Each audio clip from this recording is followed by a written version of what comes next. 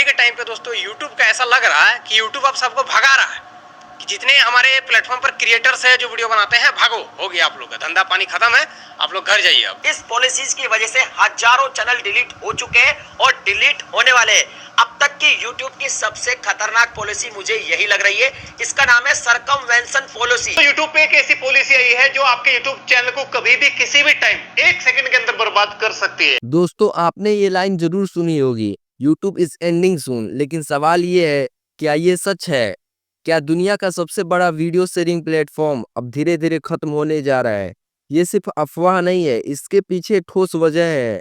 Policies का बदलना, creators पर प्रेशर बढ़ना, डीमोनेटाइजेशन रूल्स और सबसे ज्यादा डेंजरस रूल सरकमवेंशन पॉलिसी। आज के वीडियो में मैं आपको शुरू से लेकर पूरी कहानी समझाऊंगा। टिकटॉक बैन से लेकर यूट्यूब शॉर्ट्स तक, लॉन्ग फॉर्म क्रिएटर्स की स्ट्रगल से लेकर यूट्यूब की नई पॉलिसीज तक, सब कुछ डिटेल में। और सबसे जरूरी, हम देखेंगे कि एक क्रिएटर के तौर पर आप खुद को इन खतरनाक पॉलिसीज से कैसे बचा सकते हो।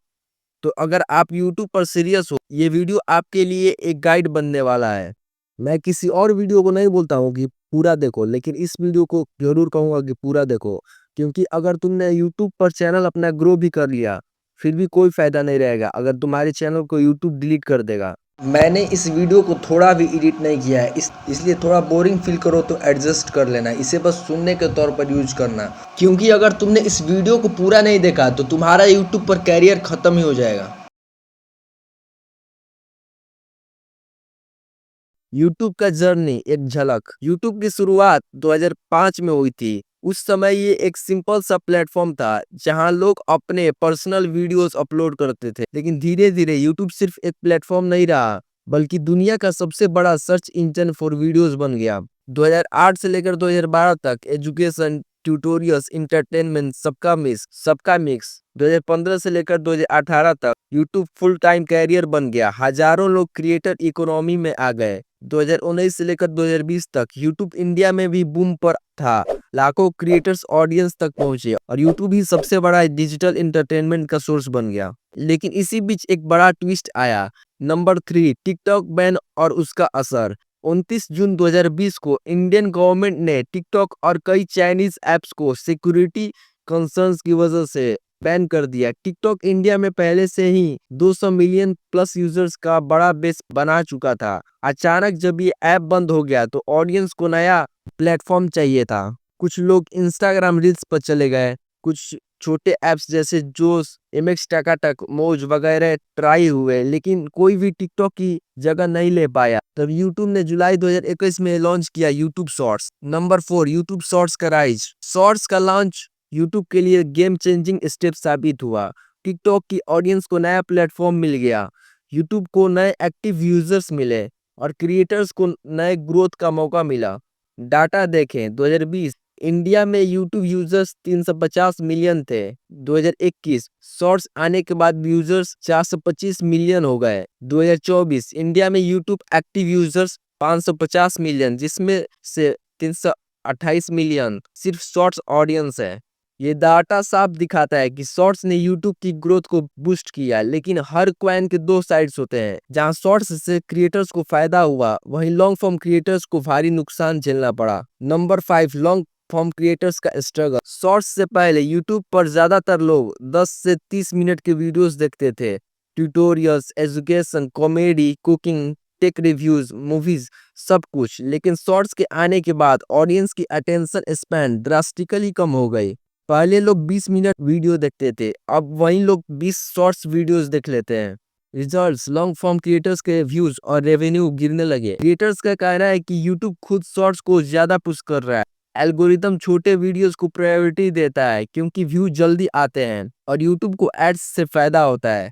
यहीं से शुरू हुआ क्रिएटर्स वर्सेस यूट्यूब का असली कॉन्फ्लिक्ट। पार्ट 2, सिर्फ मोनेटाइजेबल पॉलिसी अपडेट का real impact, audience plus creators. देखो, हर बार जब यूट्यूब अपनी पॉलिसीज अपडेट करता है तो उसका सीधा असर दो तरफ पड़ता है। पहला, ऑडियंस व्यूअर एक्सपीरियंस पर। दूसरा, क्रिएटर्स अर्निंग प्लस रीच पर। ऑडियंस के लिए शायद ये बदलाव इतने नोटिसेबल ना हो, लेकिन क्रिएटर्स के लिए यह बहुत बड़ा इशू बन सकता है, क्योंकि ऑडियंस को सिर्फ कंटेंट दिखता है, जबकि क्रिएटर को व्यूज, सीटीआर, आरपीएम, मोनेटाइजेशन और स्ट्राइक्स की चिंता रहती है।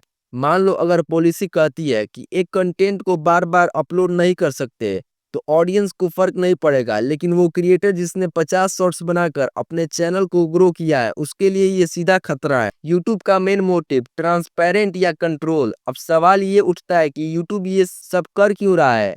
कुछ लोग कहते हैं कि यूट्यूब सिर्फ एडवर्टाइजर्स को खुश करना चाहता है। कुछ लोग मानते हैं कि यूट्यूब टिकटॉक और इंस्टाग्राम रील्स की कंपटीशन में शॉर्ट्स को एग्रेसिवली पुश कर रहा है, और कुछ का मानना है कि यूट्यूब धीरे धीरे क्रिएटर्स पर ज्यादा कंट्रोल चाहता है, ताकि कोई भी लूप होल या शॉर्टकट काम ना कर सके। रियलिटी शायद इन तीनों का मिक्स है। यूट्यूब चाहता है कि वो सेफ रहे एडवर्टाइजर्स के लिए, ट्रेंडिंग रहे ऑडियंस के लिए, और डिसिप्लिन रहे क्रिएटर्स के लिए। Long form creator versus shorts creators, big comparison. इस पॉलिसी चेंज में सबसे ज्यादा इम्पैक्ट पड़ा लॉन्ग फॉर्म क्रिएटर्स पर। पहले लॉन्ग फॉर्म क्रिएटर्स का ऑडियंस बेस स्टेबल रहता था, लेकिन अब ऑडियंस का बड़ा हिस्सा शॉर्ट्स कंज्यूम कर रहा है। यूट्यूब भी अपना एल्गोरिदम में शॉर्ट्स को ज्यादा प्रायोरिटी दे रहा है। रिजल्ट, लॉन्ग फॉर्म क्रिएटर्स की वॉच टाइम और सीपीएम तो अच्छे हैं, लेकिन व्यूज गिर रहे हैं। शॉर्ट्स क्रिएटर्स को व्यूज बहुत मिल रहे हैं, लेकिन आरपीएम और रेवेन्यू लो है। मतलब दोनों साइड्स कहीं ना कहीं स्ट्रगल कर रहे हैं। एक तरफ अर्निंग है पर व्यूज कम है, दूसरी तरफ व्यूज है पर अर्निंग कम। Circumvention policy, future risk. अब आते हैं मेन टॉपिक पर, यूट्यूब की नई सरकमवेंशन पॉलिसी। इस पॉलिसी का मतलब सिंपल है। अगर आपके चैनल को किसी बड़े वायलेशन जैसे hate speech, spam, harmful content की वजह से टर्मिनेट कर दिया जाता है, तो आप नए नाम से या नए ईमेल से नया चैनल बनाकर भी वापस नहीं आ सकते। यूट्यूब अब स्मार्ट हो गया है।